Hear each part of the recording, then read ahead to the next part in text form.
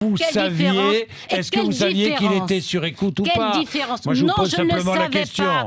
Bon. Puisque je vous Donc, répète, vous n'avez pas menti. Puisque je vous répète, lorsque je dis que je ne l'ai appris que le 7 mars, ce que je savais le 3 mars, c'est qu'il y avait une perquisition à la Cour de cassation. Oui. Ça n'est pas banal, il est normal que la garde des Sceaux le sache. Il se trouve qu'une information était arrivée à mon cabinet que je n'ai pas eue exactement et précisément. Mais elle était effectivement arrivée à mon cabinet. Vous n'avez pas eu parce que... Mais quelle est l'importance, Monsieur Bourdin, de savoir le 3 mars ou le 7 mars mais c'est pas... que les écoutes ont eu lieu en septembre 2013? C'est-à-dire, en clair, Monsieur Bourdin, le fonctionnement de la justice a changé. Et c'est ça que vous devez admettre. Le fonctionnement de la justice a changé.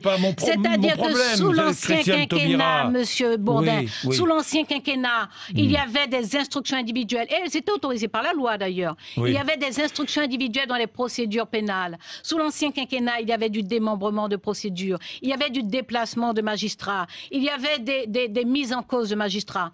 Sous cette législature, sous la responsabilité de François Hollande, les juges travaillent au point qu'ils mettent sur écoute un ancien président de la République en septembre 2013 et qu'ils n'en informent la garde des Sceaux qu'en mars 2014. Donc vous ne saviez pas que les choses soient très claires, que Nicolas Sarkozy était placé sur écoute? J'ai une information écrite qui arrive à la chancellerie le 3 mars. Bon.